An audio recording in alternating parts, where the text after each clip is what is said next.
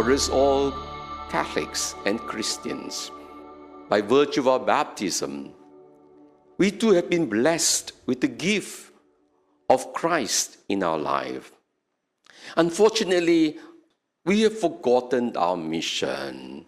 We have forgotten that God has blessed us with this faith in Jesus so that we can be instruments of salvation to all those who have yet to come to know the Lord. Instead, for most of us, we have taken our faith for granted. There are so many Catholics, my dear brothers and sisters. They are nominal in their faith. They have hardly any personal relationship with God.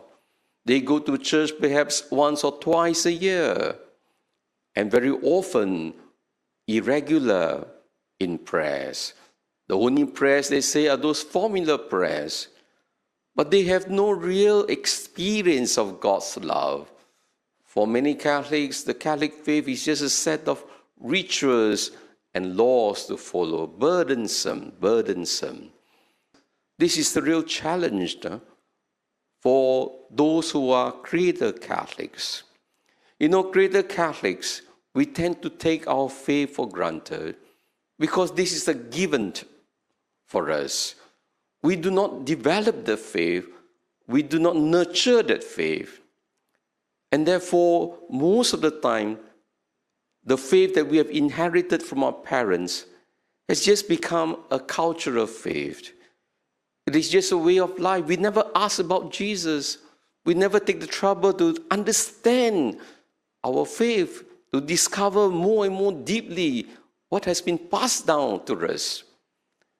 That's why our faith is weak. When trials come, we give up easily.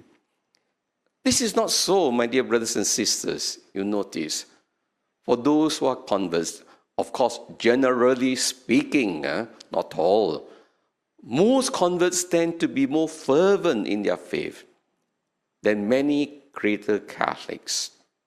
And the reason is converts, they have to pay a price for their faith. Converts, sometimes they have to even sacrifice their loved ones. Those who have been converted to the Christian faith, some have been marginalized, ostracized, some are persecuted because of their faith in Christ. For converts, they were not forced to be baptized, and they didn't receive it, a gift that was unwanted.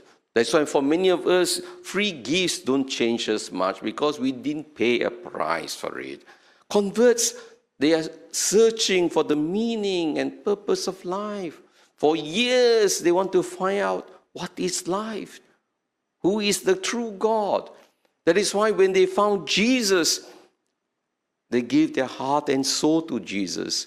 And because they make a point to search for their faith, they study the faith, they nurture the faith, they are converted not because the Catholic faith is such a lofty faith and so beautiful, intellectually, nice doctrines. No, because they have encountered the living Lord in their life.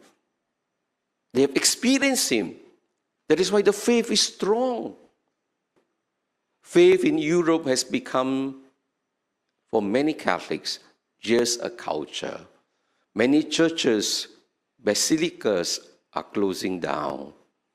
And yet, the West is supposed to be the heart of Christendom. Our faith came from there. But today, faith is declining because Greater Catholics who received that faith didn't treasure it, didn't relish it. And that is why Pope Benedict said, where is the faith today? In Asia, in Africa. Most of us are converts, at least our parents, if not our grandparents. And that is why faith is thriving in Asia, in Africa, because we discover it. We don't take our faith for granted. We encounter Jesus. That is why Pope Benedict said, one day, Asia and Africa will return to re-evangelize Europe, and they will become Catholics again. We need to strengthen our faith. We need to talk about our faith. We need to evangelize others. Unless we evangelize others, we will lose our faith.